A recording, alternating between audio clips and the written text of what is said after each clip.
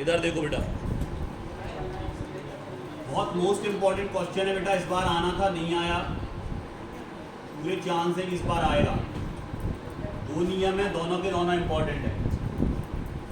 Faraday का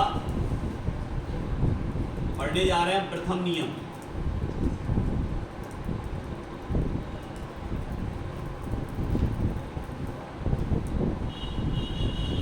Faraday का प्रथम नियम क्या कहता है, उसके लिए थोड़ा सा अपन पहले तो ये नियम दिए किस लिए थे, गए थे। तो ये विद्युत अपघटन जो होता है, विद्युत अपघटन क्या होता है सर, कि हम एक बड़ा पात्र लेते हैं, उसमें 2 इलेक्ट्रोड डालते हैं, कोई पदार्थ भर देते हैं और करंट बहाते हैं, तो पदार्थ आयनों में टूट जाता है। इस प्रक्रिया को हम बोलते हैं विद्युत अपघटन। विद्युत के कारण पदार्थ का अपघटन हो जाना, उसको बोलते हैं विद्युत अपघटन। उससे संबंधित नियम किसने दिए थे? फैराडे।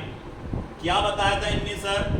इनने जो बताया, यहाँ आप पहले एक फिगर बना रहे हैं, उसको अच्छे से समझें। सबसे पहले एक बड़ा पात्र ले लिया सर, एक बड़ा पात्र। इस पात्र के अंदर हमने 2 निष्क्रिय धातु के इलेक्ट्रोड डाल दिए जो क्रिया ना करें। तो हमने यहाँ पर 2 इलेक्ट्रोड ले लिए सर, एक इलेक्ट्रोड ये है और एक इलेक्ट्रोड ये है सर। 2 इलेक्ट्रोड ले लिया, आपस में बात नहीं करना, ध्यान रखना इस चीज का, हमारे अलावा आपकी आवाज ना आए। यहां पर हमने 2 इलेक्ट्रोड डाल दिए और इस पात्र में हमने एक पदार्थ भर दिया जिसको हम बोलते हैं विद्युत अपघट,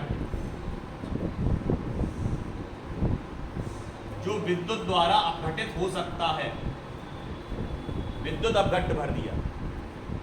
मान लें कि अपन ने इसमें गलत अवस्था में NaCl ले लिया, या NaCl का विलयन है। अब इस वाले इलेक्ट्रोड को बैटरी के धन सिरे से और इस वाले इलेक्ट्रोड को बैटरी के ऋण सिरे से जोड़ दिया। तो जो ऋण सिरा होगा वो कैथोड का काम करेगा और जो धन सिरा होगा वो एनोड का काम करेगा बेटा। ये बीच में जुड़ी हुई है आपकी बैटरी और इसमें भरा हुआ है विद्युत अपघट। तो जैसे ही इसमें करंट बहेगा, एक चीज हमेशा याद रखनी है कि अगर हम बात गैल्वेनिक सेल की कर रहे हैं या लैग्रांजी सेल की बात कर रहे हैं और हम विद्युत अपघटनी सेल की बात कर रहे हैं, तो दोनों में अंतर है। अंतर क्या है सर? इसमें जो एनोड होगा और जो कैथोड होगा, इसमें एनोड पे होता है ऋणावेश, याद रखोगे हमेशा, इसमें गैल्वेनिक सेल में, और कैथोड पे होगा, और विद्युत अपघटनी सेल में इस पे होगा धन और इस पे होगा उल्टा चलता। ये पहले बता दिया अच्छे से, तो याद रखना, भूल जाओ तो फिर से वीडियो देखना, ठीक है? इधर देखो, विद्युत अपघट भरा हुआ है, जैसे ही करंट बहाया 2 पार्ट में टूट जाएगा, Na पे प्लस Cl पे माइनस। जैसे ही हम विद्युत धारा का प्रवाह करते हैं, आवेश को बहाना स्टार्ट करते हैं, आवेश मतलब Q आवेश बहाया आपने इन इलेक्ट्रोडों के बीच, तो ये Cl किस पे जाएगा? धन सिरे पे, और Na किस पे जाएगा? ये यहां जाके इलेक्ट्रॉन ग्रहण कर लेगा और ये यहां जाके इलेक्ट्रॉन त्याग देगा। देखो Cl पे नेगेटिव है, ये त्याग देगा और ये ग्रहण करेगा। क्लियर? तो यहां पर क्या हुआ? इस इलेक्ट्रोड पर क्या हुआ? रिडक्शन, अपचयन हुआ। यहाँ इलेक्ट्रॉन ले रहा कौन? Na, और ये इलेक्ट्रॉन दे रहा Cl यहाँ जाके। यहाँ पर क्या हुआ? ऑक्सीकरण, और होता भी है सर, एनोड पे ऑक्सीकरण और कैथोड पे अपचयन, यही होता है। क्लियर? समझ रहे कि नहीं? अब यहाँ Cl कहाँ इकट्ठा होना चालू हो जाएगा? यहाँ पे। Na कहाँ इकट्ठा होना चालू हो जाएगा? इसको बोलते हैं विस्थापित पदार्थ की मात्रा। कितना पदार्थ विस्थापित हुआ? विस्थापित मतलब ये Cl पहुंचा यहाँ, तो यहाँ इकट्ठा होना चालू हो जाएगा, विस्थापित हो गया। ये Na पहुंचेगा यहाँ, यहाँ इकट्ठा होना चालू हो जाएगा। क्योंकि क्लोरीन गैस है, इसलिए ये ऊपर निकल जाएगी। आ गया समझ में? और Na कहाँ चिपक जाएगा? इस छड़ पे। तो सोडियम यहाँ इकट्ठा हो जाएगा और Cl यहाँ से बाहर। क्लियर? तो क्या बताया? अब आते हैं अपन फैराडे के प्रथम नियम पे, जब उन्होंने इतना कुछ समझ लिया। तो फैराडे ने ये बताया था कि विस्थापित पदार्थ की मात्रा किसी भी विद्युत अपघटनी सेल के अंदर जो विद्युत अपघट्य के आयनों की विस्थापित मात्रा होती है वो उसमें बहाई गए आवेश के बराबर होती है। मतलब कितना पदार्थ विस्थापित होगा? जितना आप आवेश बहाओगे। M समानुपाती Q। क्लियर? जितना हम आवेश इन दोनों इलेक्ट्रोडों के बीच में बहाएंगे उतना ही पदार्थ इन पर विस्थापित हो जाएगा। धारा बहाना बंद कि विस्थापन बंद, धारा बहाना फिर से चालू, विस्थापन फिर से चालू। क्लियर? तो पदार्थ कब तक जा रहा? जब तक आप आवेश बहा रहे। मतलब विस्थापित पदार्थ की मात्रा उसके चार्ज या आवेश के समानुपाती होती है। समानुपाती का चिन्ह हटाएंगे। यहाँ पर आप M की जगह W भी लिख सकते हो। W माने वेट, वेट मतलब भार। आ गया समझ में? या आप M भी लिख सकते हो। M क्या है सर? M माने मास, अमाउंट, अमाउंट पदार्थ की मात्रा, अमाउंट। क्लियर? M। तो यहाँ पर M समानुपाती Q है। जैसे ही आपने हटाया तो यहाँ आ जाएगा Z इंटू Q। Z क्या है? समानुपाती स्थिरांक। क्या है बेटा? समानुपाती स्थिरांक। सर Z को और क्या बोल सकते? तो Z का सेकंड नाम होता है ECE।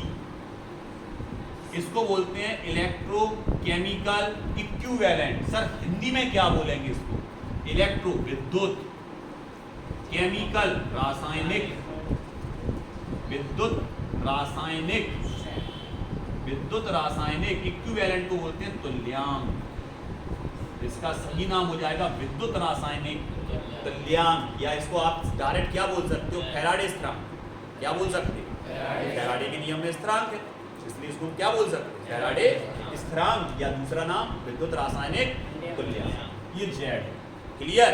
अब हम जानते हैं सर कि जब 1 एम्पियर की धारा, कितने एम्पियर की? एम्पियर। धारा का मात्रा क्या बेटा? एम्पियर। 1 एम्पियर की धारा 1 सेकंड तक बहाते हैं। कितने तक? 1 एम्पियर की धारा 1 सेकंड तक बहाते हैं तो उसको बोलते हैं 1 कूलाम। क्या बोलते हैं? 1 कूलाम बोलते हैं इसको। सबको पता है 1 कूलाम बराबर होता है 1 एम्पियर की धारा 1 सेकंड तक बहाएं। मतलब हम ये कह सकते हैं सर कि जो आपका कूलाम होता है उसका मान IT के बराबर होता है। बिल्कुल होता है IT के बराबर। तो अगर हम बात करें Q बराबर क्या होगा तो आप कह दोगे सर Q बराबर होता है IT, सॉरी I बराबर विद्युत धारा बराबर होता है Q/T। क्लियर? 1 कूलाम का आवेश 1 सेकंड तक बहाना, विद्युत धारा 4 हो जाएगा उसका। ठीक है? अब यहाँ पर जो विद्युत धारा है उसका मान कूलाम आवेश के और समय के बराबर होगा। कितने समय में कितना आवेश बहा वही उसकी विद्युत धारा कहलाएगी। T को यहाँ ला रहा है तो ये क्या हो जाएगा बेटा? IT बराबर, इस वैल्यू को आप समीकरण नंबर किसमें रख सकते हैं? समझ गए? समीकरण यहाँ से बनाएंगे। पहला समीकरण ये बनेगा, दूसरा ये क्या है? I बराबर क्या होता है? Q/T। IT बराबर Q का मान समीकरण 1 में रखने रख दें। क्या हो जाएगा बेटा? सर M ऐसे कैसा आएगा बराबर Z ऐसे कैसा आएगा? I/T हो जाएगा। IT हो जाएगा ZIT। M किसके बराबर हो गया बेटा? ZIT। इसको दे देना समीकरण नंबर 2। ठीक है? अब सबसे पहले अपन देख लें इसमें क्या क्या है। M विस्थापित पदार्थ की मात्रा। M क्या थी बेटा? विस्थापित पदार्थ की मात्रा थी। Z क्या था बेटा? फैराडे स्थिरांक। फैराडे स्थिरांक इसका मान फैराडे का सबको पता 96,500 कूलम। फिजिक्स में पढ़ते हो बार बार। ठीक है? 96,500 कूलम। अभी बताएंगे ये कैसे आया। ठीक है? इधर देखो I विद्युत धारा और T बराबर समय सेकंड में, मिनट में नहीं, घंटे में नहीं, काय में, सेकंड में समय। क्लियर? क्यू क्या है सर? क्यू है कूलाम में आवेश, आवेश वो भी काय में कूलाम। ये आपका क्या है? क्यू। अब इस तरफ आ रहे हैं अपन, यहाँ तक सबको क्लियर है? इस तरफ आ गए। सबसे पहले अगर हम बात करें 1 कूलाम इक्वल 1 कूलाम, तो 1 कूलाम बराबर होता है बेटा E/F। अब E क्या है सर? E होता है तुल्यांकी भार। सर किसी भी पदार्थ के लिए हम तुल्यांकी भार कैसे निकालते हैं, इसके लिए हम वीडियो भेज देंगे, बना हुआ है पहले से। चाहे वो कोई भी अम्ल हो, कोई भी क्षार हो, कोई भी लवण हो, किसी भी तरह का पदार्थ, उसके लिए आप क्या निकाल सकते हैं? बस वो वीडियो देख लेना, सबके लिए तुल्यांकी भार निकालना सीखो। क्लियर? तो तुल्यांकी भार अपॉन, ये तो सबको पता है क्या है, F फैराडे, और मान कितना होता है इसका? 500 कूलाम। क्लियर? Q की जगह अपन ये मान रख सकते हैं, बिल्कुल रख सकते हैं सर। तो क्या हो जाएगा? सबसे पहले लिखते हैं यहाँ E, लिख तो दिया वहीं तुल्यांकी भार, कोई ज़्यादा लिखने की जरूरत नहीं है। अब अपन क्या लिखेंगे? तो M, सही है सर, M बराबर, क्लियर? M बराबर क्या आ जाएगा आपका? M बराबर बेटा,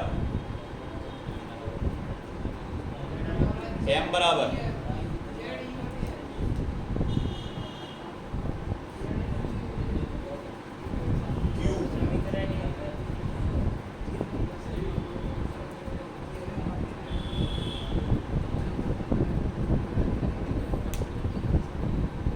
आपने लिखा है बेटा, इधर देखो,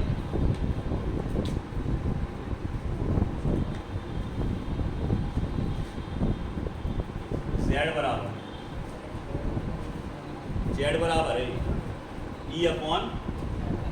Z बराबर होता है बेटा तुल्यांकी भार बटे फैराडे। Z का वैल्यू है, अब रखोगे वैल्यू तो निकल आएगा। इधर देखो, Z की जगह क्या आएगा? आप E/F, E/F की जगह ये रख सकते, बिल्कुल रख सकते सर, 96,500 कूलाम रख सकते। किसकी जगह है? E की जगह, Z की जगह, Z की जगह ये वाला वैल्यू रख दिया। अब बचा Q, Q का वैल्यू I/T। क्लियर? इस E को अगर आप अपॉन में ले आए तो ये हो जाएगा M/E, बिल्कुल सही, और ये हो जाएगा IT अपॉन 96,500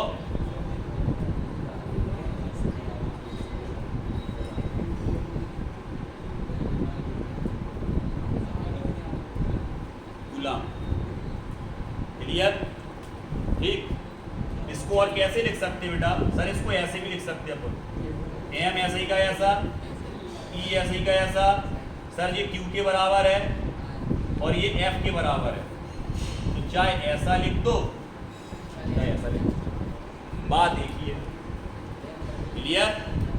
यहां से लिखना स्टार्ट करोगे और यहां पे खत्म करोगे।